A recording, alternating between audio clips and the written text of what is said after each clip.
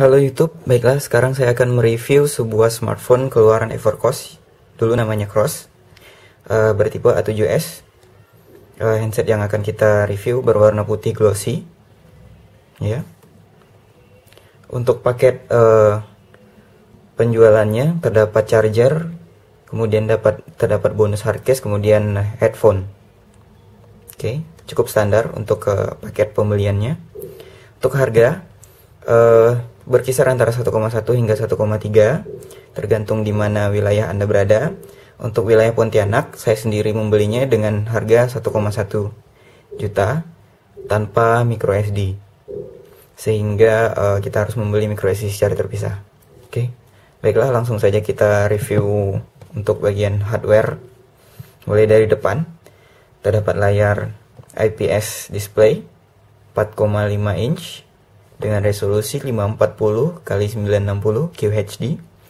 Kerapatan warnanya 240 ppi. Cukup cerah. Warnanya cukup kaya. Oke. Di bagian bawah terdapat 3 tombol kapasitif, terdapat menu home, kemudian back. Untuk bagian atas terdapat earpiece, kemudian sensor. Ada 3 buah sensor yang saya kenali. Jika terdapat sensor tambahan mungkin saya tidak menyadarinya. Yang terdapat di sini adalah accelerometer untuk fungsi landscape dan portrait, ya, untuk putar otomatis. Kemudian ambient untuk kecerahan layar otomatis. Juga terdapat sensor kompas untuk mempermudah kita navigasi di Google Maps atau fungsi kompas yang lain. Di sampingnya lagi terdapat kamera berukuran VGA. Untuk di sebelah kiri terdapat volume rocker, kemudian tombol power sekaligus kunci. Untuk bagian kanan tidak ada tombol, kemudian ada lubang mikrofon di sini.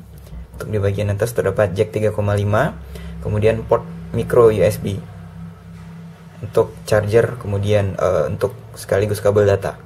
Di bagian belakang terdapat LED untuk flash kamera, kemudian kamera 8 megapiksel, kemudian lubang loudspeaker.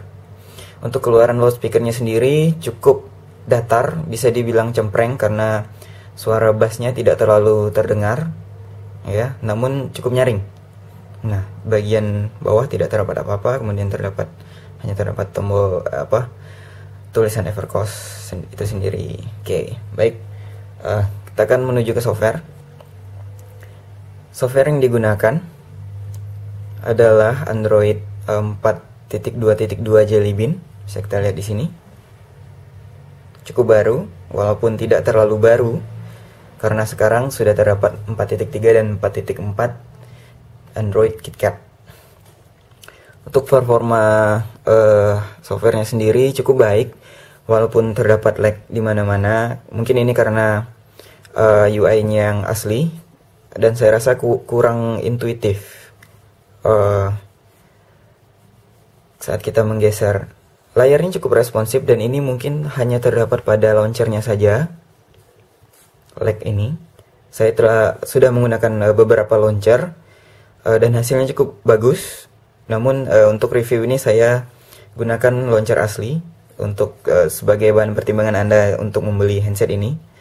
Saya sudah menggunakan launcher Xperia yang saya dapat dari XDR Developer. Kemudian iLauncher seperti launcher iPhone, cukup lancar dalam penggunaan. Namun untuk yang launcher asli ini agak sedikit kurang responsif, namun masih dapat mengakomodasi keperluan sehari-hari. Oke, di bagian app drawer, ya, terdapat susunan aplikasi berdasarkan abjad huruf. Oke, mulai dari A sampai Z. Ya, kemudian tab selanjutnya adalah tab widget. Kita dapat menambahkan widget dengan cara menyentuh dan tahan. Ya, kemudian digeser di mana terdapat space untuk widget. Oke. Ini dia. Kita dapat memilih album, image, dan sebagainya. Oke, baik. Untuk performa sendiri, kita bisa lihat di sini. Oke, saya akan menjelaskan sedikit tentang hardware-nya, yaitu CPU yang digunakan adalah MTK 6572 sebagai pengganti dari versi Cross yang menggunakan MTK 6577. Clock 6572 ini adalah 1,3 GHz. Untuk GPU yang digunakan adalah Mali 400. Bisa kita lihat di sini Mali 400 ya, ini. Kemudian RAM, terdapat RAM 512, ROM 4 GB. Namun yang free untuk user adalah 2,54 GB. Untuk itu sudah dibagi untuk aplikasi juga untuk data disimpan. Nah, jika kurang, kita dapat menambahkan micro SD. Menurut saya paling maksimal 16 GB. Bisa Anda tambahkan 32 jika mau. Mungkin akan ada sedikit pengurangan performa karena kapasitas yang terlalu besar. Ini hanya berdasarkan pengalaman saya saja. Untuk pengalaman mungkin Anda sedikit berbeda. Nah, untuk hasil benchmark Antutu, skor yang kita dapat adalah 10.000 sekian-sekian. Cukup baik. Sini terdapat ini ya, rankingnya. Nah, handset yang sekarang saya review berada persis di atas Galaxy S2 dengan sedikit saja perbedaan, namun terdapat di bawah HTC One X dengan perbedaan performa yang cukup signifikan. Oke, untuk kartunya sendiri terdapat 2 slot SIM, namun tidak dapat diaktifkan 3G untuk kedua-duanya, harus dipilih salah satu. Nah, namun uniknya di sini untuk fungsi 3G dapat kita gunakan pada SIM 1 dan SIM 2. Nah, fungsi 3G-nya sendiri dapat dipindah-pindahkan. Jadi sehingga jika kita set 3G pada SIM 2, maka SIM 1 hanya 8G. Kemudian bisa di-set ke SIM 1 untuk 3G, SIM 2 8G. Jadi bisa ditukar fungsinya. Nah, untuk performa internet itu sendiri, maaf, saya akan menunjukkan screenshotnya sebentar. Untuk performanya cukup baik di sisi internet. Ya, saya menggunakan kartu XL. Kecepatan rata-rata yang saya dapat adalah 7,4 Mbps. Cukup cepat untuk standar di internet di Indonesia.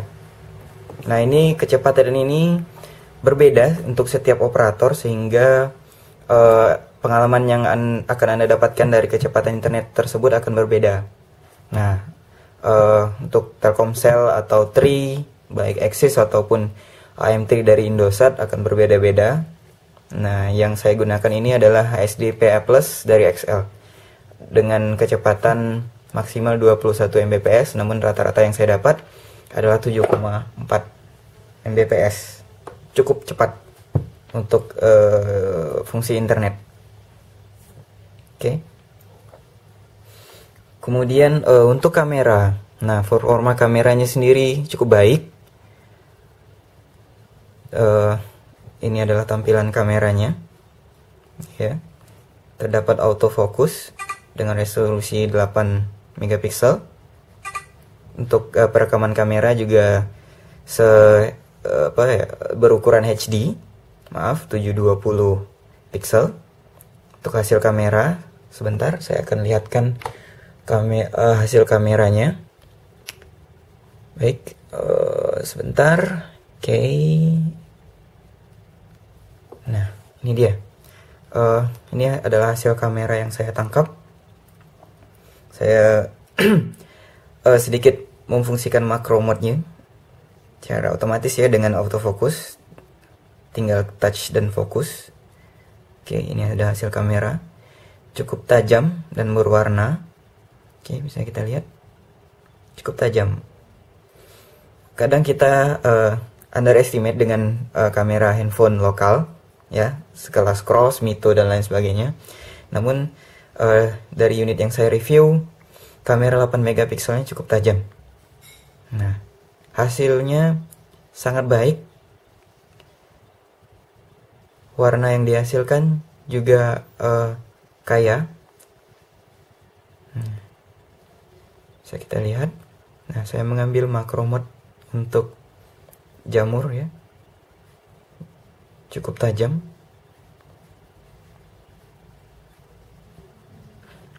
Kemudian saya mengambil ini outdoor. Nah, ini adalah saya ambil dengan fungsi fitur HDR. Cukup baik menurut saya, cukup cerah untuk reproduksi warna.